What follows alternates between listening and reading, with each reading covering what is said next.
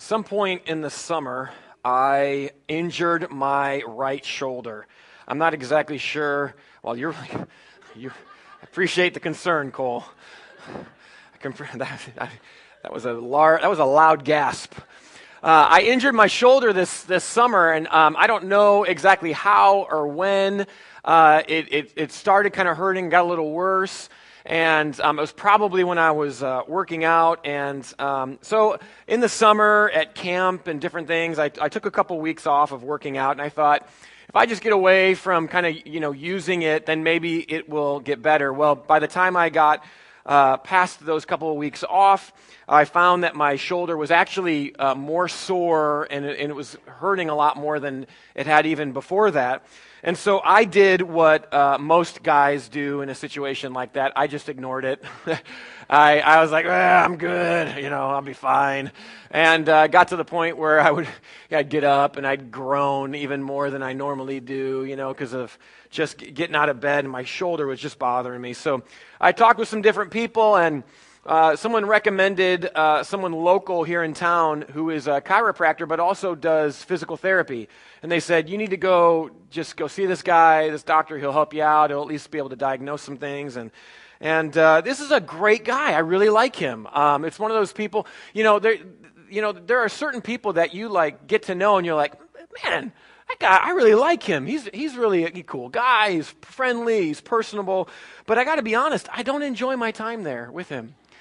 Some of you are laughing because you know this. I've heard this before, but physical therapy is painful. It is not a pleasant experience. He hurts me. And he told me the first time I was there, he said, your shoulder is going to probably hurt more. It's going to hurt worse before it gets better. And I was like, yeah, no big deal. I took way too long to get here. I've been dealing with pain. I'll be fine. He was not lying, okay? I wonder if back in the day when the king had the torturer, I think we just relabeled that physical therapist, okay? This dude has this big metal cylinder thing. It's heavy. And he will put that down on my shoulder. And at first you're like, oh, that's kind of nice. Oh! And then he leans into it. It's this heavy thing. He's stretching out my muscle. And then he has these straps that he'll wrap around my arm. And within 10 seconds, he does it so tight, my arm begins to tingle a little bit. And I change colors on my arm's and then he has me move my arm all around.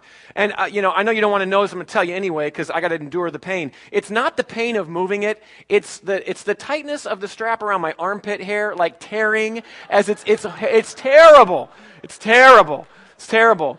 But then he has this metal curved thing that he does. He gets a little icy hot and puts that on there. And it's not a blade, but it kind of looks like a curved blade. And he calls it scraping. He will scrape out on the muscle. He thinks maybe there's some scar tissue there that's causing a little bit of cracking and popping in my arms. So he will scrape it out. It is painful. It's not fun. So why do I go? Why do I go? It's because I know that the experience of hurt will be what actually helps me to heal. That scar tissue needs to be worn down or moved away so that the pain will go away. Church, there's a difference between hurting someone and harming someone, right? There's a significant difference between hurting someone and harming someone. A physical therapist will hurt you, but they're not harming you. They're hurting you in order to bring healing to you, in order to help you. And in the same way, sometimes God will hurt you in order to heal you. Sometimes God doesn't apply physical therapy to our lives, but spiritual therapy to our lives, where he stretches us, he applies pressure to our lives, he breaks us down so that way he can then build us back up. Last week we started a series of messages on the Old Testament book of Habakkuk. And this is one of those prophetic books in the Old Testament that maybe you've read, maybe you've flipped through, and there's a bunch of those. There's 12 of them near the end of the Old Testament with really funny names. It was written a long time ago, but as we began to see last week in the first week of this series, and as we'll see this week and the upcoming weeks, the message is still absolutely relevant for us today. Habakkuk as a prophet and as a book is really unique from the other prophets. All of the other prophets that we see in the scriptures, they are confronting God's people. They are talking to God's people about the ways they have erred and turned away. But Habakkuk doesn't do that. Instead, he turns to God and he confronts God. He has all sorts of questions for him. And we saw many of those questions last week. God, where are you? God, look at all the things that are happening around me. Why are you allowing this to happen? I see violence. Society is falling apart. There are problems everywhere I look. Last week, we saw that we can and we should go to God with our questions. We should go to him. Instead of being frustrated with God, we should bring our frustrations to God.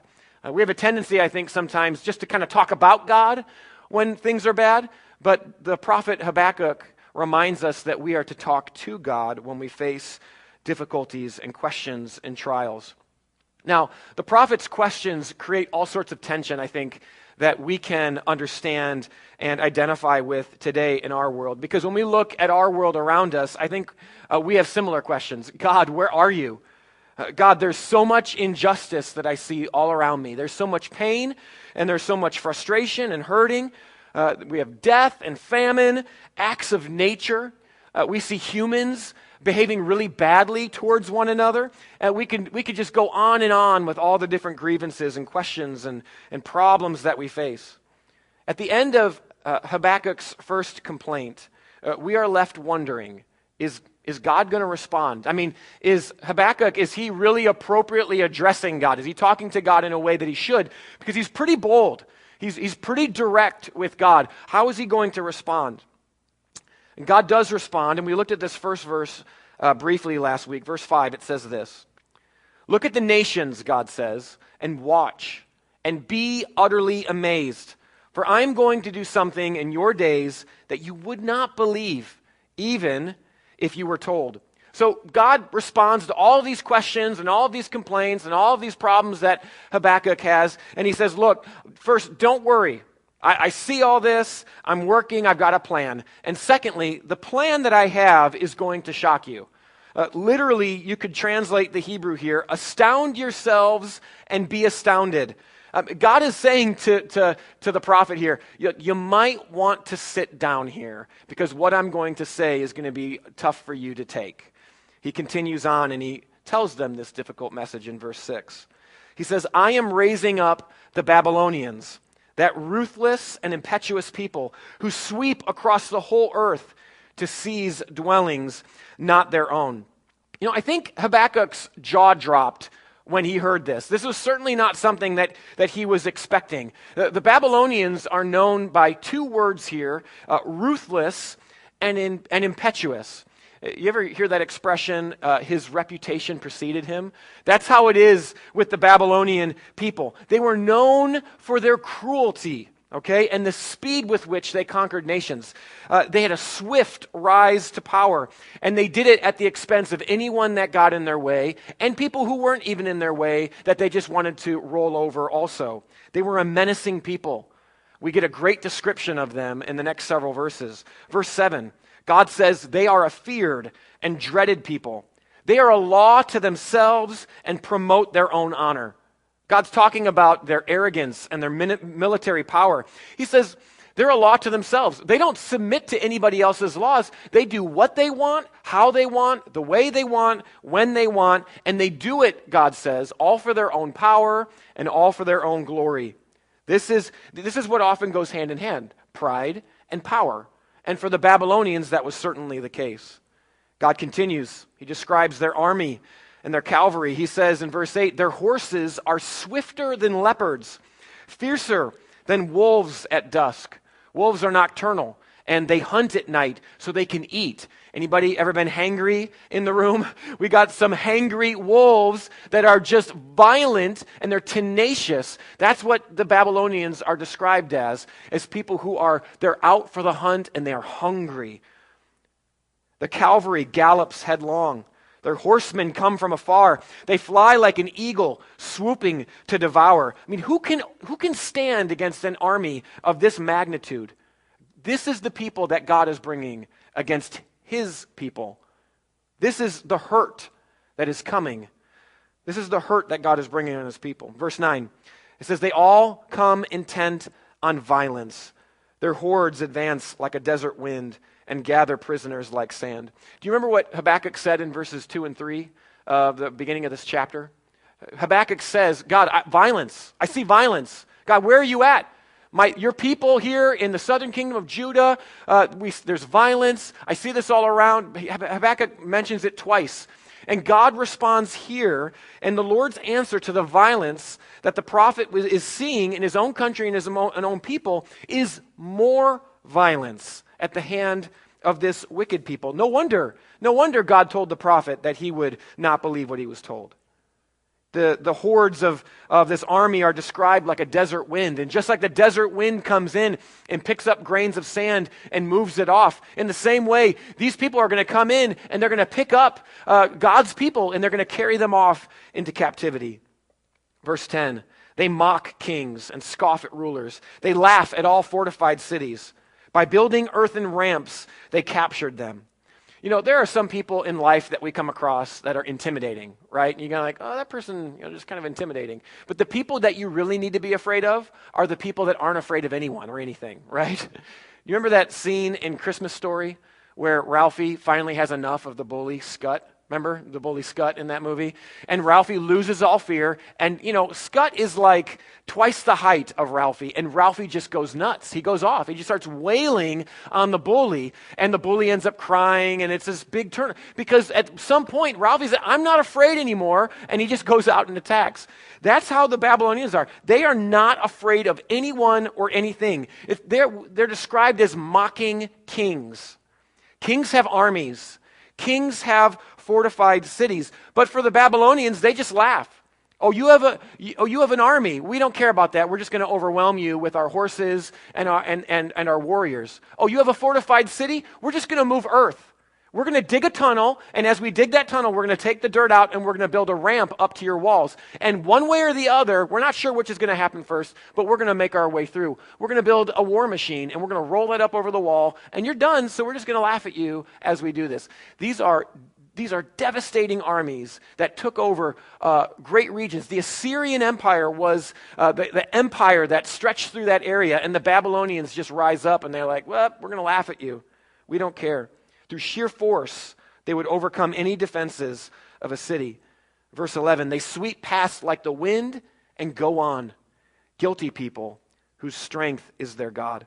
So as quickly as they arrive, that's as quickly as they move on to the next victim, leaving devastation on their way. Now, in the midst of all of these horrible descriptions of the pain and the hurt that God is bringing on his people, in the midst of all of that, God says something really important here, right at the end of his response. He says this, he says, the Babylonians are guilty. He says, the Babylonians are guilty people. He's clarifying to the prophet. He says, look, I know that these people are guilty. In spite of that, I'm going to use them to judge you. I'm going to use them to bring pain. They aren't going to worship me. They're not going to acknowledge me. They're not going to thank me. They're going to worship their own strength. And that's God's response. Habakkuk has all these questions. God, where are you? What are you doing? I see violence among your people. There's all these problems. The life is not going the way I expect it to. What are you going to do about it? And God says, hey, I got this under control. I'm going to send some people who are worse than you to defeat you and to punish you. Now, does this sound a little unsettling to you? I mean, I told you last week that the book of Habakkuk is not a sitcom kind of story. There's no sitcom ending at the end of this story or even as we go through. But it's still unsettling to us. There's is there not more to the answer? It doesn't seem fair that God is doing that.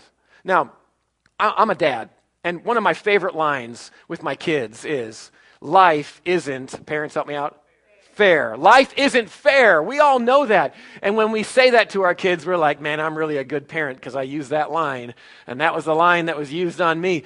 But, if parents, kids, we're going to kind of be honest here for a minute. Like parents, even though we say that, and even though I think we mean it, isn't it true that in our own lives and in our own circumstances, when things are unfair with us, we still kind of shake our fist and say life isn't fair, right? We still say that because we hope for it to be fair. We want it to be fair. We expect it to be fair.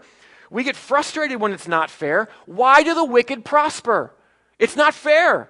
It's a difficult question. But you know what a harder question is? A harder question is, why do the wicked prosper and then the righteous suffer? That's a harder question. You know what's even a harder question? Why do the wicked prosper at the expense of the righteous? I mean, that's what we're talking about here.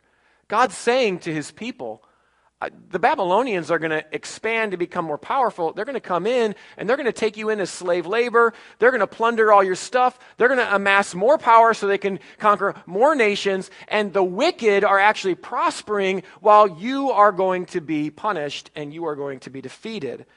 I mean, if this isn't settling well with you, I think you're among good company here. I think this is what the prophet is working through. Certainly God is going to deal with these people, right? Now, how do we respond when God allows us to experience all of this hurt? These questions that we have, this kind of unsettled feeling, this is the same thing the prophet was working through. And so the prophet confronts God a second time. He's like, okay, God didn't smite me after my first round of questions, so I'm going to tread carefully, but I'm going to go back to God and ask him some more questions. Verse 12, Lord, are you not from everlasting? My God, my Holy One, you will never die. You, Lord, have appointed them to execute judgment. You, my rock, the one I trust, the one I rely on. Yet you have ordained them to punish. You know, I think Habakkuk is a little bit more calm in the way he is presenting his questions, but his questions are still just as intense as we saw in the beginning of chapter 1. You can kind of sense how incredulous the prophet is. God, I don't understand this. He says, God, you're perfect. The Babylonians are far from perfect. And certainly the prophet would say, your people aren't perfect, but do we really deserve this? Verse 13, your eyes are too pure to look on evil. You cannot tolerate wrongdoing. Why then do you tolerate the treacherous? Why are you silent while the wicked swallow up those more righteous than themselves? He says, look, God, I'll be honest. Your people aren't doing so great, but we're better than the Babylonians. This doesn't make sense. See, the Babylonians were the kind of people who wiped nations out. And the prophet is like, God, are you going to annihilate us? Are we just going to be torn to pieces? You know, there are times in life where we face kind of injustices and frustrations and questions, and don't we just say, God, am I going to make it through this? Can I survive through this situation? This is what the prophet's worried about here with the Babylonians. Verse 14, you've made your people like fish in the sea, like the sea creatures that have no ruler. The prophet says, we have no ruler. This is our problem. No one to lead us. Verse 15, the wicked foe pulls all of them up with hooks. He catches them in his net. He gathers them up in his dragnet so that he rejoices and is glad. He's like, God, we're like a fish in a barrel. And all the enemy has to do is reach in with a net and just scoop us up. The enemy's taking advantage of the situation. The prophet knows, Habakkuk knows that God desires to create his order, his world, and he wants to establish his way through his people. And the prophet says, if you just allow us to be annihilated, then how are you going to establish your order in the world here? Verse 16, therefore he, the Babylonians, sacrifices to his net and burns incense to his dragnet. For by his net he lives in luxury and enjoys choicest food. The prophet says, God, if you do these things, these people aren't going to give you credit. No one's going to give you credit because they're offering sacrifice to their nets. They're worshiping the nets because they think the nets are the things that are doing it for them. They burn incense to their dragnets. God, how does this honor you at all? They're going to steal all the credit. And this is what we see in our world as well, right? We face trial, we face persecution, we face chaos around us, and we see people worshiping what makes them successful. We see people boasting about their wealth, boasting about their talents and their abilities, people that manipulate and con their way all the way to the top, and all the while giving themselves the credit. The prophet ends his questions with this. Is he to keep on emptying his net, destroying nations without mercy? I think as the prophet is verbally processing his questions, I think he's getting to a point where he's going to accept what God said he will do, but in desperation, right here, the prophet says, God, how long is this going to last? You see, Habakkuk was looking for the punishment of the wicked so that the prosperity of his people could be assured. But God's plan was to punish his people so that fellowship with them could be restored. See, what's happening here is that God is hurting his people to heal his people. God is hurting his people to heal his people. And I don't know why God, in his sovereignty, used a pagan nation to conquer his people in this way. I don't know why the prophets weren't more successful in their calling that they made in the generations that led up to that point. I don't know why God didn't choose another means, but he chose this means. I don't know why today, you and I, we face trials and pain, oftentimes at the expense of wicked and broken people in our world. But I know that sometimes God allows us to experience hurt, even great hurt and pain, in order to heal us. So at this point, the prophet has a choice to make, doesn't he? He has a choice to make. His doubts can be destructive to his faith or constructive to his faith. His doubts can turn him away from God or they can turn him to God. He has to decide, am I going to trust in what I know about God? I know that God, look, I know God is good. I know he has a plan for his people. He wants to be in relationship with his people. He wants to restore his people. And I know that God has said that these people are guilty. So God's got a bigger thing going on here than I can understand. And he can either trust what he knows. He can either trust that the hurt that he's experiencing is ultimately going to bring healing, or he can turn away from his faith. He had to decide, is he going to trust this hurt is going to bring healing? You know, I've had a choice the last several weeks as I've seen this physical therapist. I've had a choice. Do I go to physical therapy and endure the pain? Do I go knowing the discomfort that I'm going to experience, or do I ignore it and hope it goes away, and which really is ultimately going to end up in the shoulder being more injured down the road in the future? I have to trust that the process is going to bring healing. This past week, late in my study for this passage, I came across this quote from C.S. Lewis. And when I came across it, I was like, man, I got to share this. It's longer than I normally like to share. It's a long quote. It's from a short book that C.S. Lewis wrote called A Grief Observed. So it's several slides here, but I want to read it because it just perfectly, I think, encapsulates what we're talking about here. So he says this: the more we believe that God hurts only to heal, the less we can believe that there is any use in begging for tenderness. A cruel man can be bribed. But suppose that what you are up against is a surgeon whose intentions are wholly good.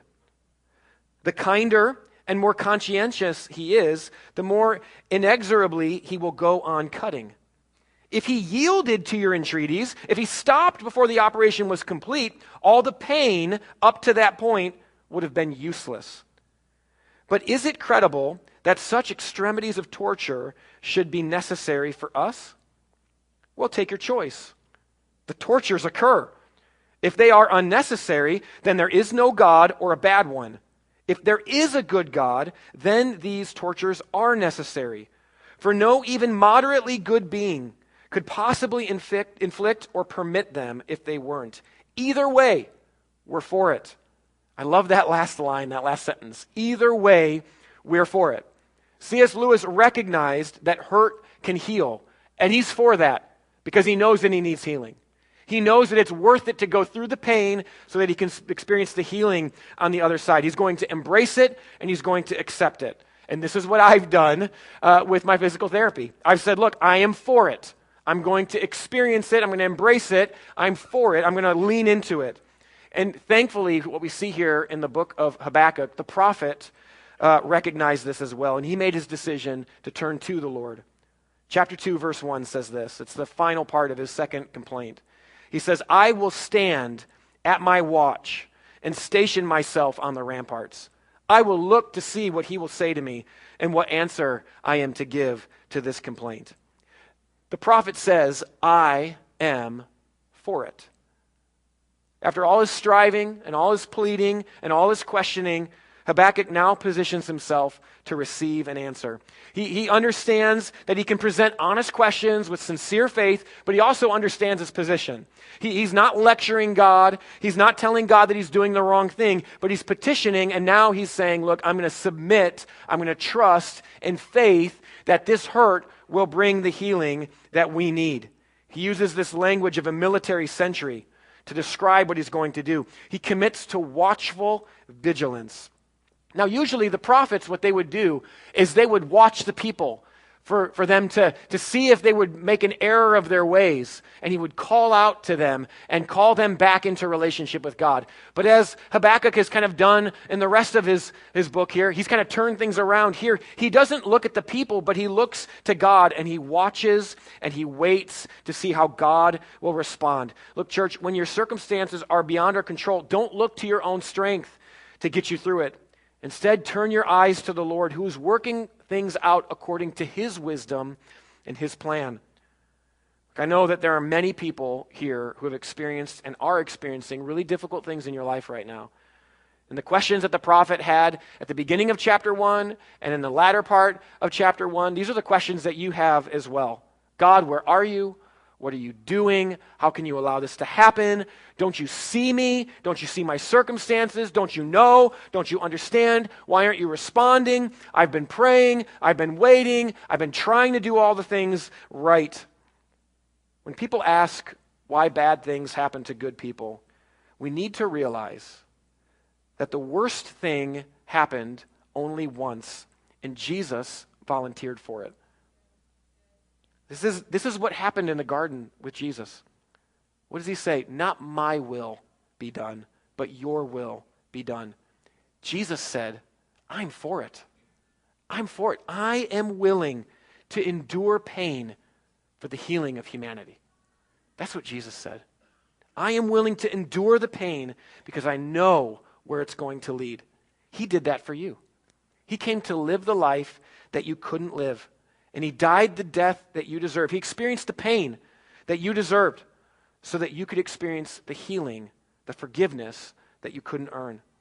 Look, I don't mean to minimize your pain or your suffering today, but any discussion about how pain and suffering fits into God's plan, it ultimately leads us back to the cross. Jesus didn't just face excruciating physical pain on the cross, though he did. Extreme torture, one of the worst forms of death ever created by man. The greater pain, I think, that Jesus experienced on the cross were in those words, my God, why have you forsaken me? He experienced cosmic abandonment on the cross, where he was one with the Father, and when he bore our sin on the cross, that separation from the Father in that moment was the worst kind of pain there. His relationship with the Father was severed. And he suffered on our behalf. Look, your pain is real, your trial may be long, and your endurance, your ability to endure that may be fading. But I want to encourage us today to respond in the same way that Habakkuk responded. In faith, trusting in who God is, turning to him to say, I'm going to stand, and I'm going to look, and I'm going to watch, and I'm going to listen for what you are going to do. The pain may be great, but God, I'm going to believe that the healing is coming. The hurt that I'm enduring now may be overwhelming, but God, I'm trusting that you are who you say you are. You are a good God. I'm going to lean into you. I'm not going to allow the chaos and the confusion around me to drown that out. I'm going to cling to you. I'm going to stand on the ramparts, and I'm going to look, and I'm going to listen, and I'm going to watch for you. And I want to see when it comes, and when it does, I'll be rejoicing. This is what the prophet did. This is what we are to do. This is what Christ did on our behalf. There's two ways for us to respond today. And the first is for those of us in the room who do not have a relationship with God. First is accept the pain, the sacrifice that Jesus endured on the cross on your behalf to heal your wound of sin. You see, the reality is when the prophet prophesied or when he was ministering to the southern kingdom of Judah, the people of Judah, they had sinned for generations. They had messed up. They had turned away from God. And there was a judgment that was necessary that was coming. And if you're here today and you're far from God, you know, man, I've sinned. I've separated myself from God. I've made decisions that are contrary to his will and to his way. I want to encourage you today to accept the pain, the sacrifice that Jesus endured on your behalf on the cross in order to heal the wounds that are caused by that sin. Romans 10:13 says, everyone who calls on the name of the Lord will be saved. And so today, I want to encourage you to respond in that way. And for those of us who are believers in the room, you may or may not be going through a trial. You may or may not be going through all these questions that the prophet is asking. I want to encourage you today to stand, to look, and to listen for the Lord in the midst of your pain. In the midst of your pain. Take that verse 2, or verse 1 of chapter 2, and write that down. Make that your prayer this week. I will stand at my watch and station myself on the ramparts. I will look to see what he will say to me and what answer I am to give to this complaint. Make that your determination this week. God, I'm going to trust you in the midst of this hurt that you're going to bring healing to my life. Would you pray with me? God, we ask